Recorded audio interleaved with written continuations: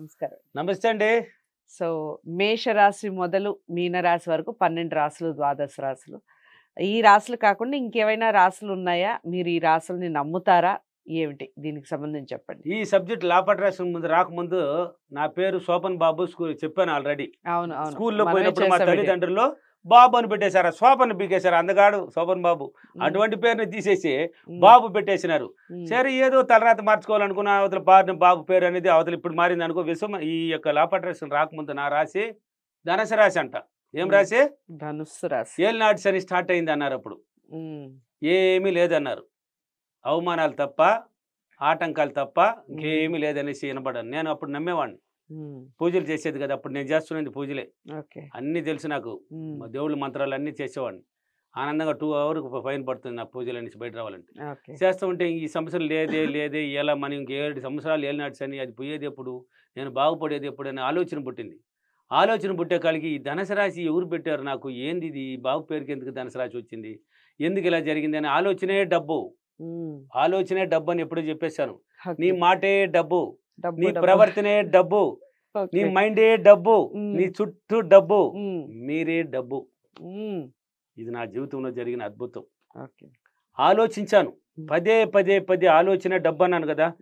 ఏది జరుగుతున్నారు, వ్యవసాయం చేసుకుంటూ చేసేది కూడా నష్టపోతుంది అంటున్నారే, ఏంది ఇది అంటే దిగాను. లాపట్రేషన్ నేర్చుకుంటా, చెప్పాను ఎన్నో గురువుల దగ్గరికి నేర్చుకుంటా. ఎందుకు, ఎవరు పెట్టారు ఈ రాశి నాకు అని మా అమ్మ ఉంది ఇప్పుడు కూడా 70-80 దాకా ఉంది మా అమ్మకి వయసు. అడిగినాను, ఎవరమ్మా నాకు ఈ పేరు పెట్టిందంటే మేమే పెట్టాము నాయన అన్నారు. పంతుల దగ్గర చూసారంటే లేదన్నారు. సరే ఓకే, మీరే పెట్టారు. ఈ రాశి ఎవరమ్మా చెప్పారంటే ఈ పేరుకి పలానా రాశి అని వాళ్ళే చెప్పినారు నాయన పంతులు గారు అన్నారు. వాళ్ళేంది నాకు పెట్టేది, పేరు మా అమ్మళ్ళు పెట్టేసినారు. ఓకే, రాశి ఏంది వాళ్ళు పెట్టేది, పేరే మార్చుకునేసినాను కదా విశ్వం అని బాబు. ఈ లాపట్రాక్షన్లో విశ్వం ఉంది, డబ్బు ఉంది, నేను ఉన్నానని పెట్టుకునేసినాను. మేము ముగ్గురే ఎప్పుడు నాతో ఉన్నారు కదా.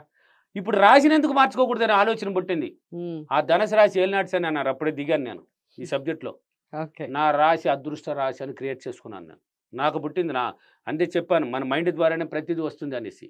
నేను ధ్యానం చేసుకుంటూ అప్రిమేషన్ చేసుకుంటూ ఉంటే రాశి ఏది పెడతాం, మనకి ఏం రేటు, అదృష్టానికి మించింది ఏముండదు అన్నట్టు పలుకుతూ ఉంది నా మైండ్. అదృష్ట రాశి పెట్టేద్దాం అనుకున్నాను. నా రాశి అదృష్ట రాశి అనుకున్నాను. స్టార్ట్ అయిపోయింది అదృష్టం. పదే ఒకరోజు కాదు, నేను పదే పట్టించాను. నా రాశి అదృష్ట రాశి, నా పేరు విశ్వమణి బాబు. నేను చెప్పుకున్నాను, నువ్వు సాధించడానికి పుట్టావురా బాబు, విశ్వమణి బాబు అని నాతో నేను మాట్లాడుకున్నాను. మిర్రర్ దగ్గర ఆల్రెడీ చెప్పాను మిర్రర్ వర్క్ గురించి.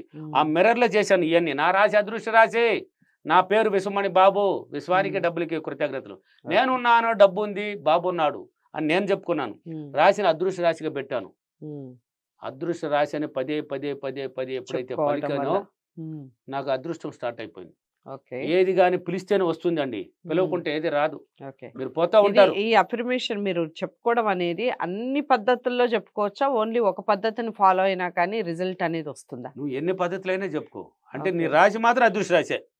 నువ్వు ఎలాగైనా చెప్పుకో, బయట పోతూ కూడా చెప్పుకో, కూర్చొని చెప్పుకో, మిర్రర్లో చెప్పుకో. నువ్వు ఎప్పుడైనా అడుగు, ఎవరిని నీ రాశి పని లేదు, ఎవరు వాడు చెప్పింది నా రాశి అదృష్ట రాశి, అదృష్టం పుట్టింది నాకు, నువ్వు చెప్పుకో, సృష్టించుకోవాలి. నువ్వు పిలిస్తేనే వస్తుంది ఏదైనా. ఇప్పుడు మీరు పోతూ ఉంటారు, గమ్మనుండే ఈమె చూడలేదే, ఈమె రాలేదే, ఈమె చూడలేదే, ఈమె రాలేదే అంటూ ఉంటాడు. కూర్చొని ఉంటే నువ్వు రావు, నువ్వు చూడు. జ్యోతి రామ్మ అంటే ఏమవుతావా, టక్కని చూస్తావు. జ్యోతి అంటే నేను పేరు పెట్టి పిలిచాను కదా, జ్యోతి అన్నప్పుడు టక్కని చూస్తావు. చూసినావు లేదా, రామ్మ అంటే వస్తావు. అంటే లేకపోతే అర్జెంట్ పని ఉంటే కూడా మళ్ళీ వస్తానని చెప్తావు. లేక 10 minutes 5 నిమిషాలు వస్తాను, లేక 10 నిమిషాలు. ఎప్పుడు దీని అంతా ఏం జరిగింది, నువ్వు పిలిస్తే కదా వచ్చింది. అదృష్టాన్ని నువ్వు పిలుచుడు. పాడిందే పాడరా పాసిపల్లి దాసరని పదే నా క్లాసులో చెప్పిస్తూ ఉంటాను. నేను అద్భుతంగా చెప్తూ ఉంటాను. ఆ ఆనందం, ఆ క్లాస్ వింటేనే నన్ను వదిలిపోవడానికి మనసు రాదు జనాలకి. ఏం చెప్తున్నారు జనాలు నా గురించి, నా మాటే మంత్రంలా తయారైంది. మీ మాట మంత్రంలా తయారు చేసిస్తాను. కాబట్టి మీ రాశి అదృష్ట రాశి అని పెట్టుకోండి, మీ పిల్లల రాశి అదృష్ట రాశి అని పెట్టుకోండి, మీ కుటుంబ రాశి అదృష్ట రాశి. ఎవరికైనా అదృష్టమే. నువ్వు పిలువు, నాకు అదృష్టం కలిసి వచ్చింది, నాకు అదృష్టం కలిసి వచ్చింది, నాకు అదృష్టం కలిసి వచ్చింది, నాకు అదృష్టం కలిసి వచ్చింది. పాడిందే పాడరా అనేసి పాడుకుంటానే ఉండు.